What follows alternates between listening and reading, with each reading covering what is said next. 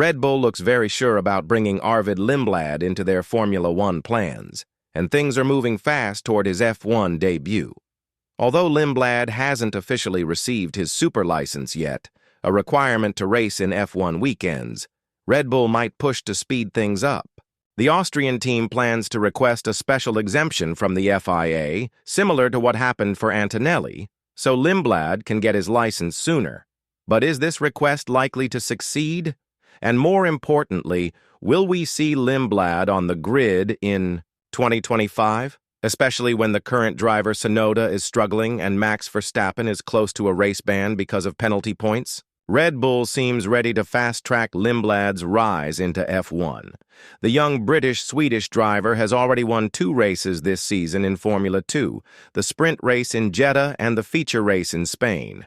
That's enough for Red Bull to consider, giving him a shot in their F1 car. Other factors are also pushing the team, like Verstappen being just 1 penalty point away from a potential race ban. Given all this, Red Bull has reasons to push the FIA's rules to bring Lindblad up faster. However, team principal Marco made it clear to the media that the super license decision is separate from Verstappen's penalty situation. Their main goal is to get Lindblad ready as soon as possible and help him adjust to the F1 car. Lindblad has shown talent so far, but he still needs to prove himself in a Red Bull or Racing Point car, the kind of machinery that makes a big difference.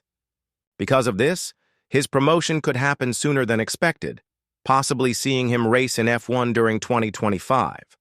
So what's behind Red Bull's push for this special license exemption? The FIA has clear rules. No driver can race in Formula One before turning 18. But there are exceptions. According to Appendix L, Article 13.1.2, the FIA can grant a super license to a 17-year-old if the driver has shown outstanding skill and maturity in single-seater racing recently and consistently. This is the same rule that allowed Antonelli to race in F1 before turning 18. Antonelli participated in free practice sessions and tested Mercedes cars under specific regulations. Red Bull hopes to use the same rule for Lindblad. If successful, they'll have an extra option ready, especially as a backup if Verstappen faces a race ban. But what might trigger such a ban for Verstappen? He needs just 1 more penalty point on his license to be suspended for a race. Some penalty points are set to expire by June 30th, but in the next couple of races, Verstappen has been warned to avoid actions that would cost him more points. Still, knowing his aggressive style, it's hard to imagine him driving too cautiously. This situation has made Red Bull think about having a 1-race substitute ready just in case. Right now, Hadjar looks like the strongest candidate. The French driver has been performing very well in the Racing Point car. Compared to the RB21, the Racing Point behaves quite differently. Many believe Verstappen is the only one who can get the most out of the Red Bull car, which often feels more difficult to handle than others. Hadjar's results have been impressive. At Monaco, he qualified 5th, matching the best rookie qualifying result since Lewis Hamilton did it in 2007. Since Tsunoda left the team, Hadjar has scored 21 points, doubling the tally of his closest teammate. He's currently the lead driver for Racing Point, while others like Lawson, who returned to the Italian team, have struggled to keep up. If we look at things from a neutral perspective, Lawson might actually be the best option to replace Verstappen for a single race. I know what you're thinking. 2 early Q1 exits in 1 weekend wouldn't be ideal. But if you're Red Bull, your priority would be damage control in such a situation. The team wouldn't expect a podium fight or leading the pack, but any solid points would be welcome. Lawson's experience with the RB21 has been limited so far, mostly because the first 2 races he took part in were at circuits he hadn't raced on before. Even Lindblad, who made a costly mistake in Australia, is now considered one of the best rookies, possibly among the top newcomers ever in F1. Besides Tsunoda and Verstappen, Lawson is the only driver in Red Bull's program with experience in the RB21 car. Verstappen himself mentioned that the RB21 is a tough car to drive, which explains why some drivers need time to adjust. That's why there's some sympathy for Tsunoda, even though his performances have not met expectations. But at the end of the day, Red Bull needs results. The team won't stop looking until they find a driver who can handle the RB21's tricky nature and score consistent points. Until then, team management will have to rely on whoever can deliver a strong performance, especially with the Constructors' Championship slipping away this season. If everything falls apart and the second seat becomes a problem, why not try something new? This is where Lindblad could come in. The young talent might be the solution Red Bull needs, even if the team hasn't fully realized it yet. Recent reports about the super license exemption have stirred up even more speculation. Some sources suggest that Lindblad is the top choice to fill Verstappen's seat if the race ban actually happens. Although Red Bull is trying to keep their plans under wraps, it's clear their intentions are becoming harder to hide. While Red Bull moves ahead with Lindblad's promotion, there's another question to consider. Is the second seat of the RB21 really safe? Team principal Marco said the driver in that spot needs to improve if they want to keep their place for next season. When asked about the situation, Marco was careful not to give a direct answer, saying, "It's still early for Yuki. He's had some good moments, reaching Q3, scoring points even from the pit lane, but he's also made some mistakes. There's a long road ahead." Marco emphasized that they will give Tsunoda time and support. The key is helping him find confidence in the car setup, because driving these cars well depends heavily on that. Tsunoda is fast, but putting all the pieces together consistently is the real challenge. As with every Red Bull driver before him, except Verstappen, Tsunoda faces immense pressure to perform when it counts the most.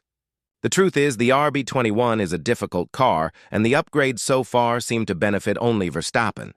Right now, Red Bull feels like a one-driver team, and that could continue for a while. There's no doubt that Tsunoda faces massive pressure. He's been with the Red Bull family for 5 years, ever since their AlphaTauri days. This season represents the biggest test of his career so far. The RB21 demands a unique skill set, and only a few drivers seem able to tame it. Every driver looks promising at first, but the real question is how they perform once behind the wheel of an F1 car. Lindblad is in a similar position. While we don't know for sure if he can reach Verstappen's level, early signs show he has the potential to be special. Comments from team leadership indicate he's on track to prove the doubters wrong. With all these factors in mind, the big question remains: is Lindblad the right choice to take over if Verstappen faces suspension? Or should Red Bull consider mixing things up, maybe giving Lindblad more time in a racing point car to develop before throwing him into an F1 race? These decisions will shape the team's future. Fans and experts alike are eager to see how Red Bull handles this challenge. The stakes are high, and the team's reputation depends on finding the right balance between youth and experience. Looking ahead, the pressure on Red Bull's driver lineup won't ease anytime soon. The team is in a tough spot, trying to balance immediate results with long-term talent development. Verstappen remains their star, but with the possibility of a race ban looming, the backup options need to be ready quickly. Lindblad's progress will be closely watched. If he steps up well, it could force the team to rethink their strategy for the rest of the season. Giving him more track time in a racing point could be a smart move, helping him adapt to F1 cars gradually before making a full jump. Meanwhile, Tsunoda must prove he can handle the RB21 under pressure. Confidence is key, and if the team can find a setup that suits him, his performances might improve. But if results don't come, Red Bull won't hesitate to look elsewhere. This balancing act is delicate, and every race will bring new challenges. The spotlight is on Red Bull's management to make the right calls, decisions that could define the team's success or struggles in the seasons ahead. As things stand, Red Bull finds itself in a critical phase, one where every choice could shape not just the outcome of this season, but the team's direction for years to come. Lindblad is young, talented, and already turning heads with his F2 performances. He's not just seen as a backup anymore, but as a serious candidate for the big leagues. If Verstappen does face that one-race suspension, the way Red Bull handles that moment will say a lot. Will they go with experience and reliability, or take a calculated risk by giving Lindblad a chance to show what he's really made of on the world's biggest stage? At the same time, Tsunoda must know that time isn't on his side. If he wants to secure that seat, every race has to be a step forward. This season could be make or break for him, and in the harsh world of Formula One, there are rarely second chances. So, whether it's about finding a temporary replacement or grooming a long-term star, Red Bull knows the spotlight is firmly on them.